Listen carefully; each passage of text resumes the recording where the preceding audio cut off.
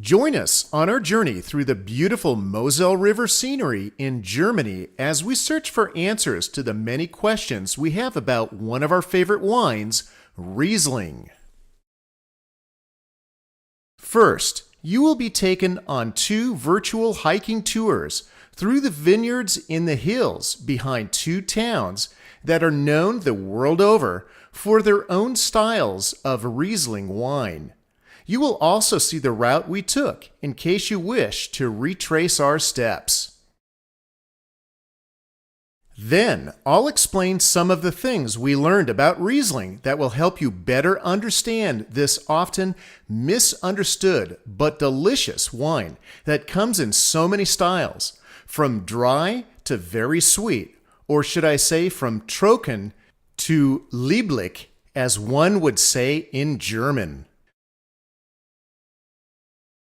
If you are watching this video on YouTube or something other than our website, then you might like to know that more knowledge about Riesling can be found there. Our travel blog explains more of what we learned about Riesling wine during our trips to Germany. Go to our blog at backroadswest.com/blog. Once there, search for the word Mosel or Germany, and you'll find more answers to the questions we had regarding Riesling. To get your bearings on European geography, here is a map to help you see where Germany is in relation to surrounding countries such as Holland and France. The Rhine is a major river that passes through Europe, and the Mosel is one of its tributaries. We're going to zoom into this region along the Mosel, which is about 60 miles west of the big city of Frankfurt and the same distance south of the city of Cologne. The Mosel carved out a fairly deep and wide canyon most of the way through this part of Germany. It is on the slopes of this wide canyon where most of the Riesling grapes grow. Many small towns and villages are located along the Mosel, almost all of them catering to Riesling wine production. Here again is where the Rhine and the Mosel are located. We are going to visit and hike above these 2 towns, Zell and Bernkastel, as well as sample some of their wines.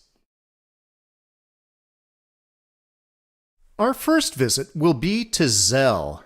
We're going to climb above Zell using the Collis Trail, hike through the vineyards, descend into the small town of Merrill, then return back to Zell along the Mosel.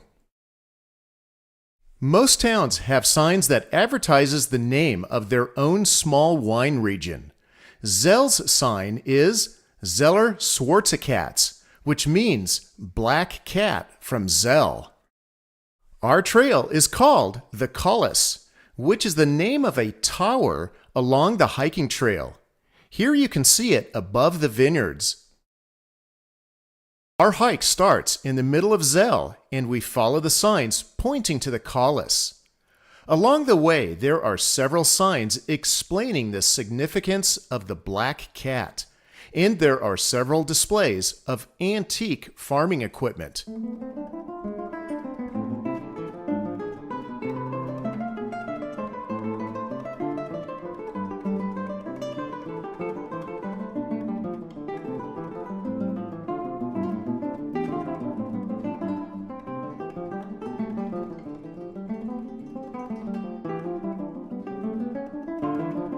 The dirt hiking trail begins just outside of town, near the cemetery.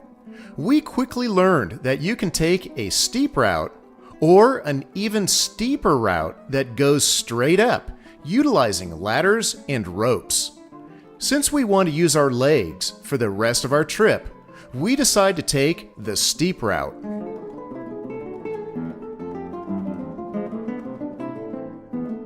So sit back and enjoy our first virtual hike above Zell. Hopefully you won't feel the burn in your thighs like we did on this hike.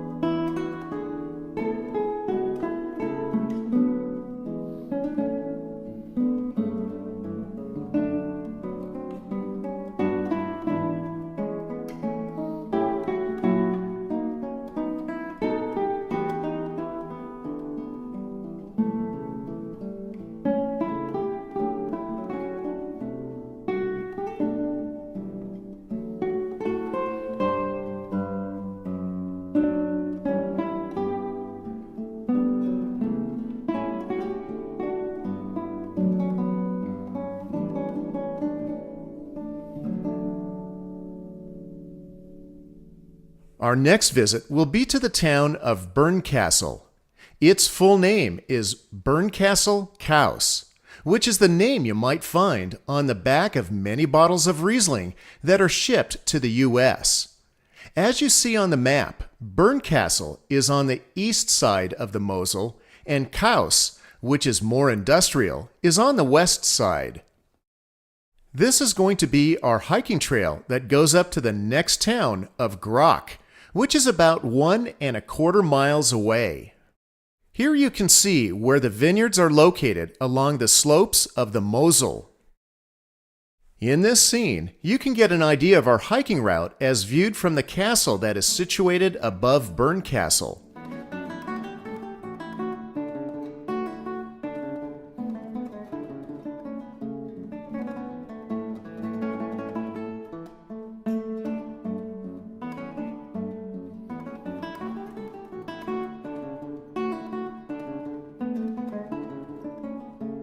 As you can see, it starts in the middle of town, passes through the vineyards, then through Grock, then again returns along the banks of the Mosel. The hike is much easier and not as strenuous as the hike we took in Zell. We're going to find our way to the town square, as you see here, pass by all the Weinstubes, then walk out of an archway on the north side of town. From there, we'll gradually climb up into the vineyards and follow a paved trail to Grock while enjoying the views below. We might even enjoy a little bit of wine tasting along the way.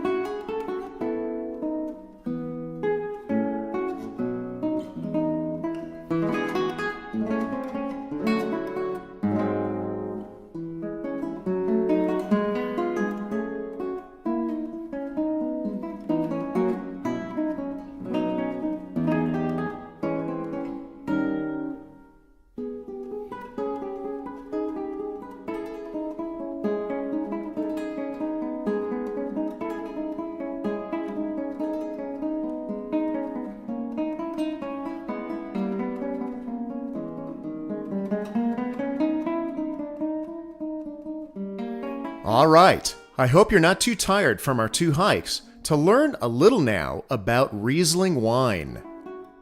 The Mosel River is often spelled 2 different ways. In the German language, any word with the letters ER on the end usually means from. So Grocker means from Grok.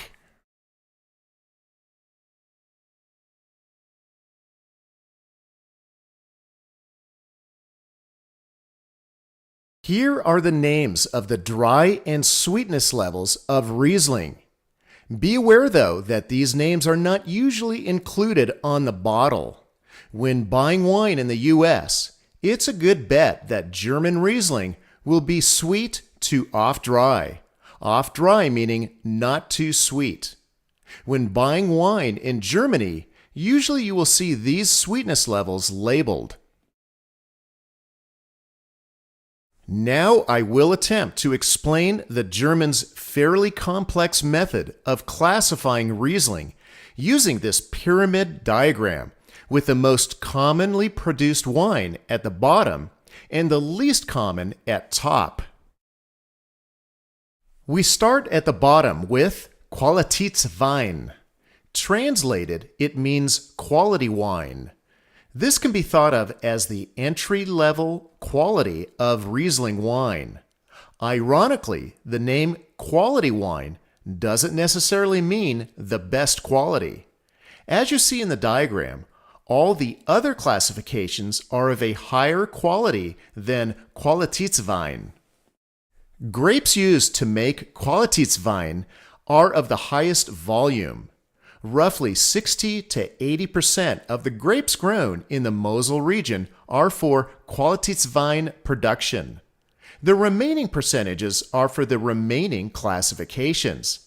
This is why Qualitätswein is the most common Riesling you'll find on the store shelf. Cabinet is the next classification. Cabinet literally means cabinet, which is like a vintner's reserve that is kept in the special cabinet. So this wine is from a vintner's special choice of grapes. These grapes are typically harvested when they are fully ripe, which adds to its rich flavor. Spätlese is typically made from late harvest grapes, meaning that this wine is sweeter. They are typically picked about 7 days after the normal harvest. Although Spätlese is late harvest, which means sweet to all wine drinkers, it is typically not as sweet as a normal dessert wine. A special note to foodies: both Cabinet and Spätlese wines go great with spicy foods, such as Thai and Mexican, because the wine will literally put the fire out that is raging in your mouth. Auslese is Riesling made from very ripe grapes that were typically hand-selected by the vintner. This means an even richer wine, but not necessarily more sweet. It is near towards the top of the pyramid because less of it is produced. And finally, Eiswein, which translated literally means ice wine, is wine made from grapes that were picked just after they were frozen by Mother Nature. Eiswein is very concentrated, giving it a rich texture and is very sweet. Well, that sums up our knowledge of Riesling wine. I'm sure there is a lot more to know, but it is enough for us to go to our favorite wine store and purchase the correct type of Riesling that we like to drink. Don't forget to check out our website that contains more information about our trip and Riesling wine classifications. We hoped you enjoyed our German Riesling wine journey and are inspired enough to try some different Rieslings and perhaps even travel and explore this very picturesque and enjoyable part of Germany.